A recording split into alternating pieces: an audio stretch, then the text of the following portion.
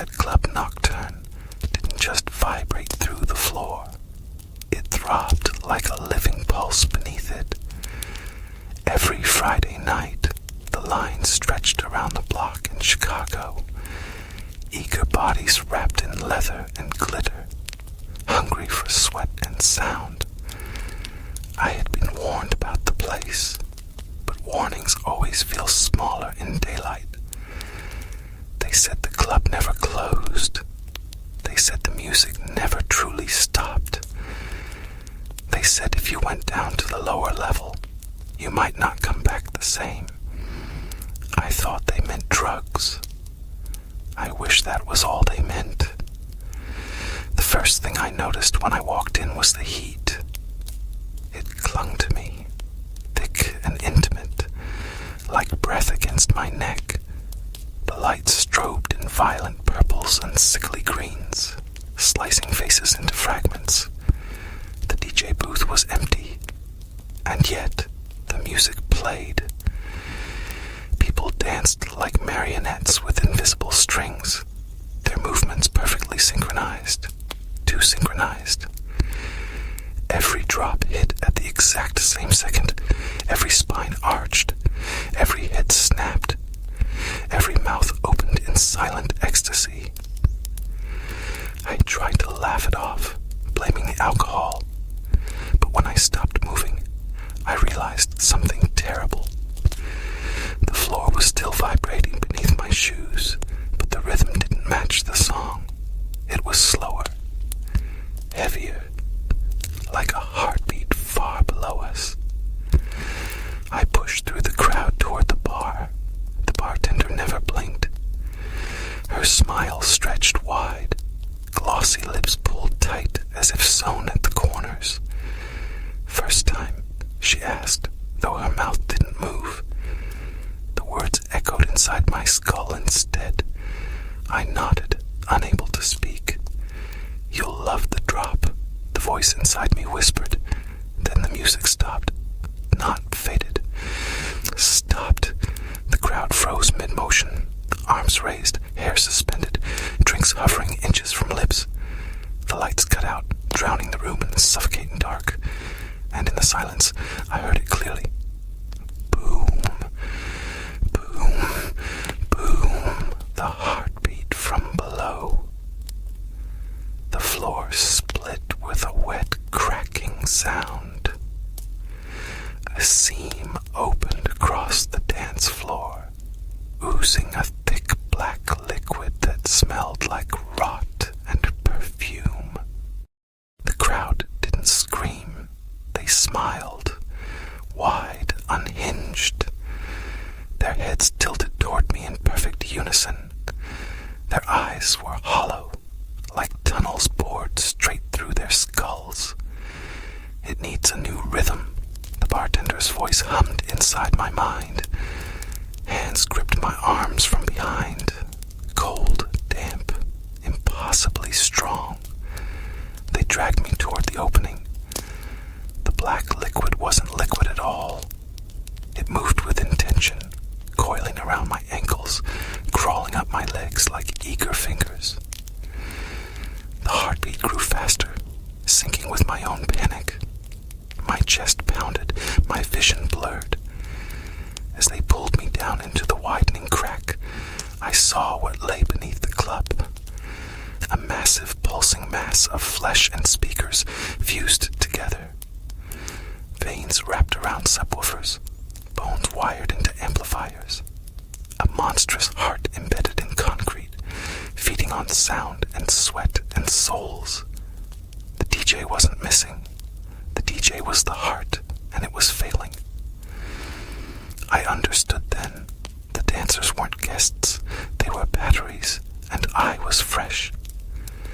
The thing below opened something like an eye, an enormous orb made of writhing cables and blinking LEDs. It focused on me. The music slammed back on. The loudest drop I had ever heard exploded through the building. The crowd began moving again, harder, faster, manic with relief. As the blackness swallowed me whole, pressure, but from inside, my own heartbeat was being pulled from my chest, stretched into bass, amplified into eternity.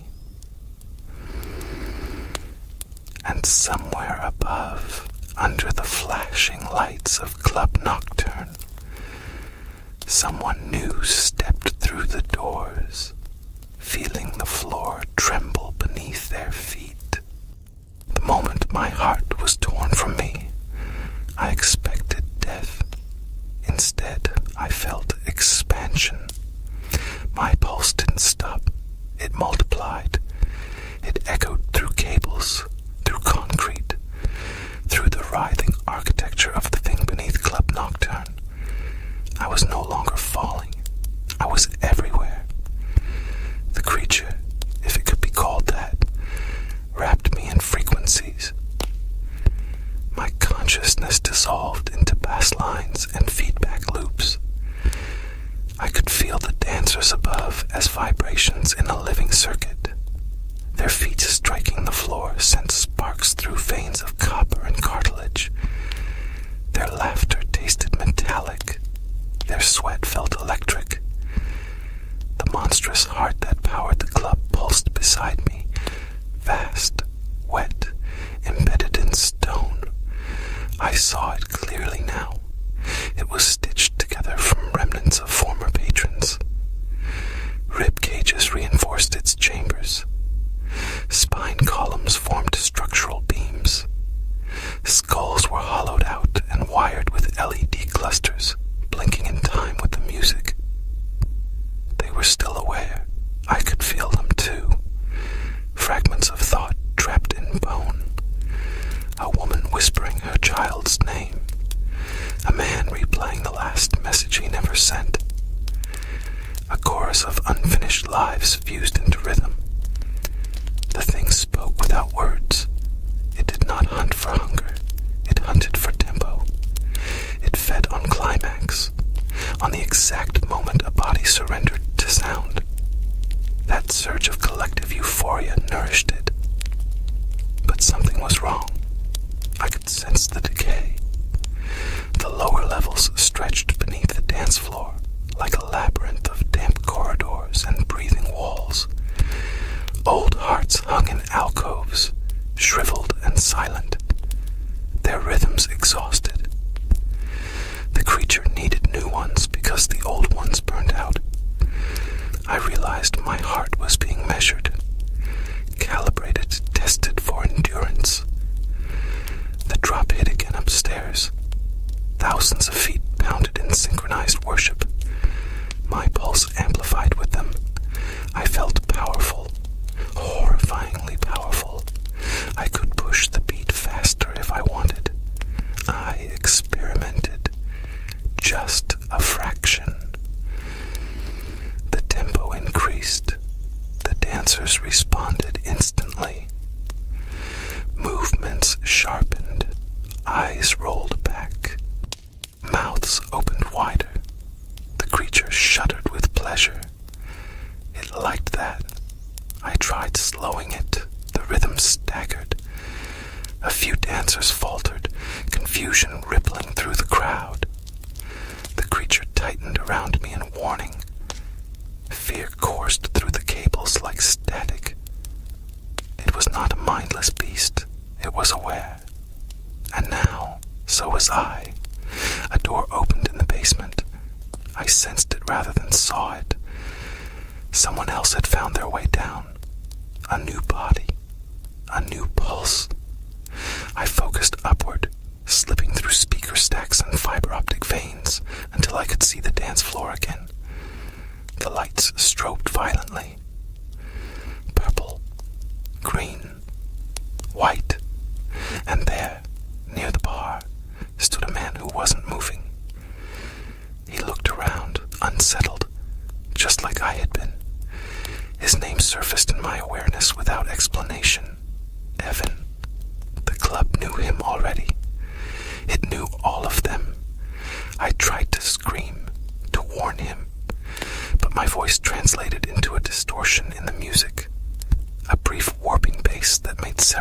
dancers clutch their heads. Evan heard it. He turned toward the DJ booth, still empty to human eyes. But I could see what was really there. The booth was a cavity. The surface illusion hid a translucent membrane stretched over something breathing beneath. If Evan climbed up there, he'd see it. The bartender appeared beside him, her smile stitched too wide. She leaned in. Her lips never moved. Feel the rhythm, the club whispered through her. Evan hesitated. Good. I pushed again, this time slamming the bass offbeat. The entire room convulsed in confusion. Dancers collided. Drinks shattered. The creature roared in subsonic rage. It constricted around my essence, compressing my consciousness until I felt myself fragmenting. You belong to the drop, it seemed to say. You are the drop. But I had learned something in those moments of control. The club depended on synchronization. It thrived on unity. If I could break the pattern long enough, the lower corridors trembled. Old hearts began to flicker as I sent erratic pulses through the system. Chaos rippled upward. Lights malfunctioned, flashing blinding white instead of ultraviolet glamour. For a split second, everyone saw the truth. The walls weren't painted black. They were layered with something organic. The ceiling dripped slowly as if sweating. The floor beneath the dancer's shoes was faintly translucent, and beneath it shapes moved. The music collapsed into a shriek of feedback. Panic replaced ecstasy. Screams erupted, real screams this time. The creature recoiled, starving without their synchronized pleasure. I felt its panic mirror my own. It began pulling energy directly from the fused hearts below, draining the remnants of those trapped souls. I heard them cry out as they dimmed. One by one, lights in skulls flickered out. I couldn't let it feed on them. I did the only thing left. I forced my heartbeat to spike, faster and faster beyond safe limits. The tempo skyrocketed into something undanceable, a violent mechanical assault. The speakers blew in bursts of smoke. The dance floor cracked deeper. The illusion shattered completely. Patrons stumbled toward exits that hadn't existed moments before. Emergency doors hidden by glamour peeled into visibility. Evan ran. He didn't look back. The bartender's face split open vertically, revealing cables instead of bone. But even she faltered as the rhythm destabilized. The creature shrieked, a tectonic groan shaken foundations across Chicago. Outside, windows shattered in nearby buildings. Car alarms wailed. I felt myself burning out. My pulse wasn't meant for this strain. The massive heart beside me began to rupture, fissures spreading across its stitched chambers. Black fluid gushed through the corridors. The dancers fled in waves, pouring into the streets, dazed and sobbing. The club tried to seal the exits, but without synchronized energy, its mechanisms faltered. I slowed the beat abruptly, then stopped it completely. Silence. Absolute silence. The creature convulsed. The great heart collapsed inward, imploding into a mass of inert tissue and sparking wires. The lights died. The breathing walls hardened into lifeless concrete. I felt gravity return to me. Not physical gravity, but the gravity gravity of being singular again. I was shrinking, condensing. The fused skulls around me cracked open, releasing faint wisps, souls dissolving at last into something freer. I felt relief from them, like cool air after suffocation. As the basement ceiling caved in, I sensed my awareness detaching from the circuitry. My heart, what remained of it, fell from the ruins as something small and fragile. Upstairs, the building that had been Club Nocturne sagged inward, bricks crumbling as if decades of decay struck at once. Fire trucks would come. People would call it a gas explosion, a structural failure. No one would speak of the rhythm beneath their skin that still twitched in uneasy memory. Evan would wake in his apartment days later, unsure if it had been a nightmare, but he would never step into another nightclub again. As for me, I hovered in the fading echoes of bass that no longer existed. I was no longer bound to speakers or bone. The last thing I felt was quiet. Not silence born of hunger, but peace. Then faintly from somewhere far beneath the city, deeper than concrete, deeper than sewer lines, I heard it. A single distant thump. Boom, slow, weak, searching for a new rhythm. The thump didn't echo through speakers this time. It moved through earth. Boom. It rolled beneath the subway tunnels and sewer lines, beneath the foundations of sleeping apartment towers. Boom, slower than before, weaker. But alive, I should have faded. I felt myself thinning like mist over water, drifting somewhere between what I had been and what I might become. Yet the sound tethered me. I followed it downward, not by choice, but by recognition. It was familiar, not the monstrous heart of Club Nocturne, something older. The ruins of the club smoldered above in Chicago, firefighters spraying foam over what they believed was an electrical fire. News vans framed it as urban tragedy.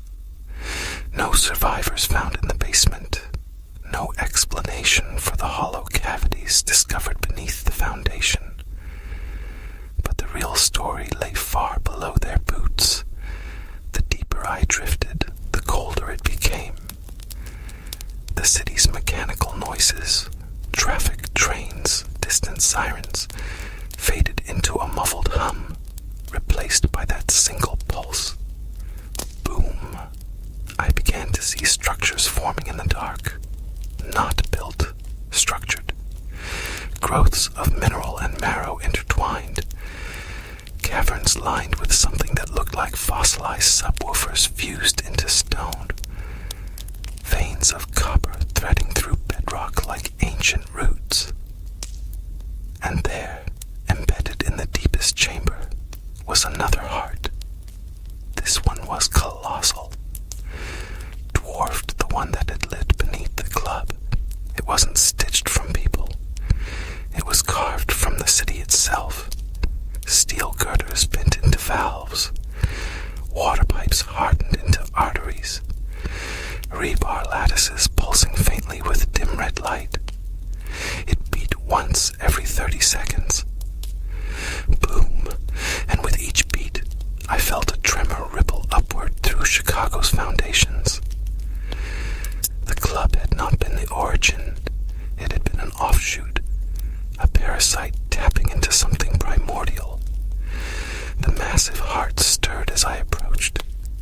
I felt it become aware of me, not as a predator had, but as gravity acknowledges falling matter. You carry rhythm, it seemed to murmur without language. I realized then what I had become. When I destroyed the club's core, I didn't die. I condensed into pure cadence. I was no longer flesh. I was pattern, frequency, memory of pulse. The ancient heart reached outward, not physically, but magnetically. My essence stretched toward it, threads of baseline unraveling from my being. I resisted. I had just escaped one system of consumption. I would not become fuel again. Images flooded me, visions not my own. I saw cities across the world, each with their own hidden cores beneath entertainment districts and stadiums. Underground networks humming beneath dance floors in Berlin. Pulsing chambers below neon towers in Tokyo. Vast resonating catacombs under desert megaclubs in Dubai. They were connected, not physically, but rhythmically. A planetary circulatory system, feeding on human synchronization. Crowds were the blood. Euphoria was oxygen. Music was the pump. The destruction of one node had been noticed. The great heart beneath Chicago faltered, its slow beats stuttering. Boom. Boom. His weakness crept into its rhythm. It had relied on extensions like Club Nocturne to amplify its intake. Without them, it was starving. I felt its hunger brush against me. Not violent like the club's creature, but ancient and desperate. It offered something in return. Images of myself reconstituted, flesh rebuilt, memory restored. A body walking again under city lights. All I had to do was merge, lend it my refined cadence, help it recalibrate. The temptation hurt. I remembered warmth, skin, breath, but I also remembered the fused skulls, batteries of dancers trained for tempo. I drifted closer, not to surrender, but to understand. As I neared the heart's surface, I saw faces within its metal curves, not trapped like before, more like impressions, echoes of every synchronized crowd the city had ever held, jazz halls from the 1920s, warehouse raves from the 90s, underground punk shows where bodies slammed together in chaotic unity. Humanity had always gathered to move as one. The heart hadn't created that. It had grown from it, a byproduct of collective rhythm.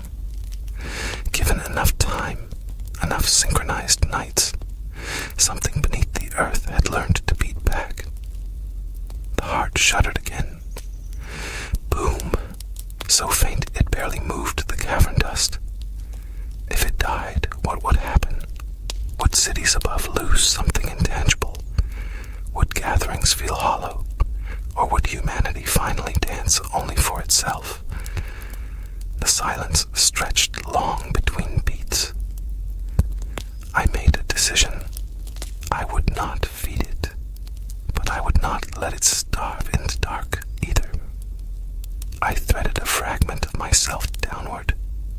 Not my core, not my consciousness, just a sliver of structured rhythm. A seed. It touched the surface of the ancient heart and dissolved into it. The response was immediate. Boom, stronger. The cavern trembled, pebbles skittering across stone. But the beat did not accelerate into hunger. It remained slow, deliberate, controlled. I felt no chains latch onto me, no attempt to absorb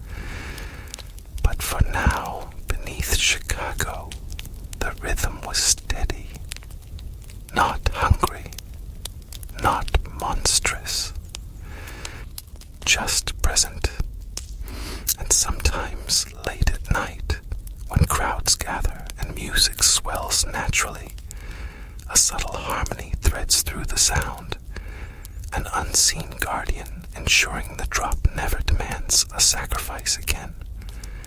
For a while, balance held. The slow heartbeat beneath Chicago pulsed like a distant drum in a forgotten ritual. Measured, patient, restrained, I drifted through alleyways and rooftops as something between wind and waveform. I could feel gatherings before they happened. A wedding reception in Pilsen, laughter rising in uneven bursts. A jazz trio playing under dim lights in Bronzeville, improvised rhythms that never repeated the same way twice. A group of teenagers with a portable speaker near the lake, dancing badly, beautifully, out of sync. The ancient heart answered each with a faint warmth, but it did not lunge. It did not feed. It simply resonated. Boom, soft, approving. I began to think the worst was over. Then I felt it again, not beneath Chicago, beyond it. A sharp, accelerated pounding. Too fast, too synchronized, too hungry. It wasn't the deep planetary rhythm I had glimpsed before. It was closer, closer than Berlin, closer than Tokyo. It was in the suburbs. An abandoned shopping mall slated for demolition had reopened unofficially under a new name, Pulse Point. Pop-up events, advertised through encrypted invites. No official records, thousands attending. I didn't need to see the flyers to know what was happening. The beat reached me through asphalt and rail lines. Erratic, ravenous. Boom, boom, boom. No patience, no restraint. Someone had found remnants in the ruins of Club Nocturne. Someone had salvaged more than bricks. I slipped along power lines toward the source. The mall's parking lot overflowed with cars. Inside, the central atrium had been gutted and converted into a towering dance chamber. Escalators hung motionless like skeletal ribs. Strobe lights ricocheted off old storefront gates. And at the center of the tiled floor, beneath transparent panels, something glowed. I phased downward. The structure below was crude compared to the ancient heart. Fragments of the old creature had been reassembled. Speaker cones stitched into something resembling a rib cage. Copper wiring tangled with what looked disturbingly like preserved tissue. It wasn't as vast, it wasn't as old, but it was starving, and someone was feeding it deliberately. A man stood on an elevated platform overlooking the crowd. Not a DJ, but a conductor. He wore no headphones, no turntables before him, just a control pad wired directly into the thing below. His name surfaced in the electrical chatter. Marcus Vale, a former sound engineer from Club Nocturne. He had survived the collapse. He had remembered. He believed he could control it. Each time he lifted his hand, the drop struck with mechanical precision. The crowd obeyed in perfect unison. Hundreds of bodies moving as one. Hundreds of pulses aligning. The stitched heart below swelled grotesquely with each synchronized surge. It was learning again, growing again, and this time it had guidance. I tried the subtle interference first. A skipped beat, a flicker in the lights. The dancers faltered for half a second, but Marcus adjusted instantly. He compensated, forcing the rhythm tighter. The crowd roared in approval. He smiled, He thought the instability was part of the show. I descended deeper into the stitched chamber. This heart was unstable, held together by ambition and residual hunger. It recognized me immediately. You were the strong one. It pulsed. You broke free. It lunged, not physically, but magnetically, trying to rebind me into its core. I scattered into static, reforming along the chamber walls. You don't need to feed like this, I tried to impress upon it. There is another way. It answered with a violent tempo spike upstairs. Hundreds jumped simultaneously. The energy surge nearly tore the chamber apart. Cracks spidered across its surface, but instead of weakening it, the chaos invigorated it. Marcus laughed above, mistaking structural strain for immersive bass. He raised both arms. The biggest drop yet detonated. The floor panels fractured. One dancer's leg slipped through a widening seam. She screamed, but the music swallowed it. No one broke rhythm.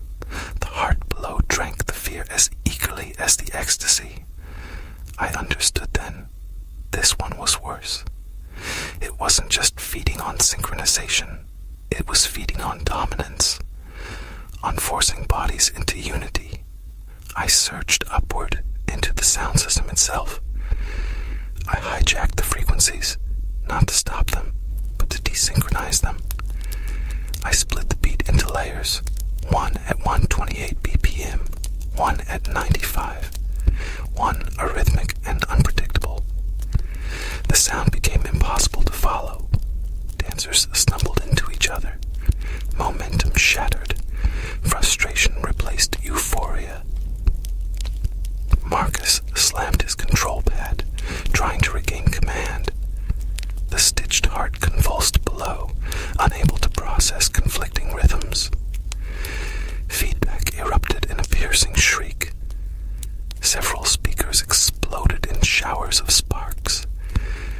The crowd finally broke, real panic spreading as sections of the floor collapsed inward. Marcus stared down through the cracking panels and saw it. The grotesque reconstruction, the writhing cables, the half-formed valves attempting to seal ruptures. His smile vanished. No, he whispered, as if betrayed. The heart tried one final desperate pull, grabbing for me, for the fleeing dancers, for any pulse it could claim. I did not let it. I dove straight into its unstable center and released every fragment of chaotic rhythm I had learned since my transformation. Not fast, not slow, not unified. A storm of human irregularity. The chamber ruptured, concrete gave way. The stitched heart tore itself apart from internal contradiction. Upstairs, the atrium floor caved in entirely, swallowing the control platform. Marcus fell with it, not into consumption, but into rubble and dust. The music died mid-drop. Silence rushed in like cold air. Fire alarms wailed. Sprinklers activated. Crowds fled through shattered glass doors into the night. I hovered above the wreckage as emergency sirens approached. The remnants of the stitched heart twitched weakly, then stilled. No deeper ancient pulse answered it. The great heart beneath Chicago remained slow and steady. Boom, unmoved, untempted. I lingered until the last ember of unnatural rhythm faded. Marcus survived. He would tell investigators it was an experimental subwoofer malfunction. No one would believe the rest. He would never try again. As dawn bled across the cracked parking lot, I drifted upward once more. The world was quieter now. not silent, but honest. Cities would always gather, music would always rise, but as long as I endured between beats, no rhythm would enslave the bodies that created it. And far below, the ancient heart kept time the way it was always meant to. Boom, a reminder, not a hunger, not a demand, just a pulse shared